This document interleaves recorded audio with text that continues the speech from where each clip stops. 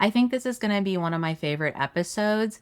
It's strategies for how I manage my lab materials without losing my mind when I'm doing labs with students. So, we all know that lab days are important in chemistry. I think that they're excellent at applying the skills and knowledge that they've already learned, and kids think they're fun. So, it's a win win for both of us. But those lab days can feel chaotic, they can feel crazy, they can feel unorganized. And often what I find is that that chaos comes not necessarily from the students, maybe sometimes, I'm saying that with a wink, but most often because I didn't plan appropriately. I don't have my materials organized. I didn't think through the lab. I want to reduce the decisions that I have to make. So I always store equipment on my lab cart. I always put group materials on my front demo table. I always put the balances in between each station. So the idea is when I set up a lab, I'm not having to think, oh, where should I put this? I already have an idea of where they go. And then students know if those materials are not at their lab station, but in between lab stations, that those materials need to be shared. So I try to reduce how many decisions I need to make before the lab and make sure that everything has a place. The first question I get asked often is, where do I put my stuff? Let's start big picture. So, first off, I have a chemical closet, or it's a room that has cabinets in it where we store all of our chemicals. So, like our acids and bases are in there, our calcium chloride's in there, we keep our metals in there. Now, generally, most of us do keep household items such as baking soda and vinegar in our classrooms or sugar in our classrooms, but those other items that need to be inventoried or regulated are kept in the chemical storage closet. Our large equipment is stored on some shelves in our back room, our Bunsen burners in the back room. We keep ring stands in the back room. So anything that's like really big, we store in the back area. Now, I am really lucky to be able to keep some materials in my classroom. For example, I always try to keep 12 beakers in my room, 12 flasks in my room, and then things like test tubes, balances, things that I'm going to use often, like graduated cylinders. I have those in my room, and I know that's a luxury, but that does make setting up my lab a little bit easier. And having those a few items in my room also helps me prevent running back and forth while I'm setting up that lab. And in my classroom, I have some large drawers that I'll keep equipment in. They're labeled, for example, spoons, weigh boats, and stirring rods. So I'll keep all of those things in one drawer in like smaller labeled containers. Also in my classroom, I have several cabinets. And what I've done is I've designated each cabinet for each quarter of chemistry. That way I can keep my lab materials. And then I also keep instructional materials like laminated sheets that I've made or task cards in that cabinet for that quarter. That way, it makes it easier when I'm trying to grab some equipment, or even if I have a fellow teacher ask me for equipment or a specific lab, I know where to go and grab that. Then in each cabinet, I have a container for each of my labs. Depending on the size of the lab and what the materials are, it could be a simple cardboard box, it could be a larger plastic bin that I got from the dollar store, or it can be like a photo container that latches if it has lots of small pieces to it. And the idea is I have one container for each lab, and I make sure that I label the outside of the container with the lab's name so that I know what it is, easy to find. In these lab containers, I'll have non chemical materials in there. So, for example, in my acid base lab, I have the pH strip paper already in there. Now we have 20 rolls in the back, but I just keep, 4 or 5 in my own little box so that I don't have to run back and forth and grab those. I also keep some household chemicals in there. So, referring back to my acid base lab, I have little dropper bottles that are labeled vinegar. The vinegar can just stay in my classroom. I also, when I'm doing my law of conservation of mass lab, I have a package of baking soda in there and then some vinegar as well. One tip that I think will be helpful for you guys is to make containers ahead of time and label them. Labeling containers seems to take me a really long time. So instead of pouring the baking soda into a fancy beaker, I have a plastic cup that's labeled baking soda. Then I can just simply rinse out that plastic cup. The tape and the label is still on there even after I rinsed it. I make sure it's dry and then I put it back in that container so that that saves me time the next year when I need to set it up. Another thing I also keep in those lab baskets are labels. So, for example, if we needed beaker tongs, I'm going to use half of a note card and I'm going to write beaker tongs. And then the basket on the cart where I keep the beaker tongs, I'll just label it with the note card. And then when I'm done with the lab, I'll just take the note card off and I'll put it back into my box so that I don't have to rewrite that label for next year.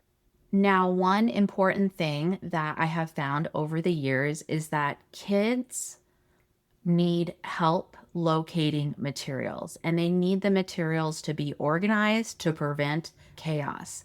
So I just mentioned that I have a lab box or lab container for each lab. I don't just set that out in the front of the classroom and I'm like, go guys. I use my lab cart a lot. It's my baby and I just got a new one. So I'm so excited. My lab cart is metal. It has 3 tiers to it. The top of it, I'll store some smaller objects up there, generally the chemicals that we're using for the lab.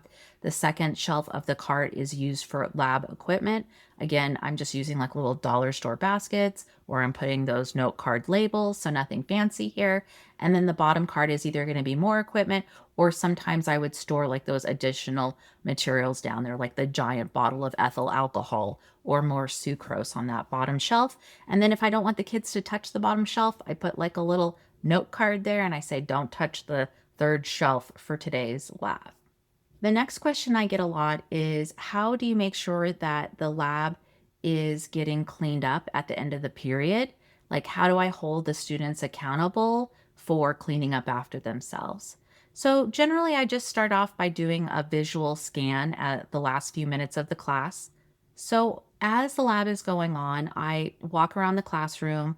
I'm asking students if they need help. I'm double checking their calculations and their data just to make sure that they're on the right track. And as I'm doing that, I'm looking at their lab stations. So if I notice that they spilled some powder on the counter, I just remind them gently that they'll need to clean that up before the end of the lab period. So as I'm going through the lab, the kids know that I'm keeping an eye on them and the lab equipment. Then the last few minutes of the class, I'll set a timer. The kids generally have about 3 minutes to finish tidying up anything that they didn't already do. So the students are bringing the equipment back up to the lab cart in the front of the classroom. They are pushing their glassware and their equipment up to the back wall of their lab station. I just feel better when the glassware is like pushed all the way back on the counter. And I'm looking around, making sure, hey, does each group have the 2 beakers? And then if I find something is out of place, I'll just simply be, hey, group 3, I noticed you're missing this. Or group 5, it looks like you need to do a little bit more cleaning up. That helps make sure that the students know that they're accountable for their lab stations.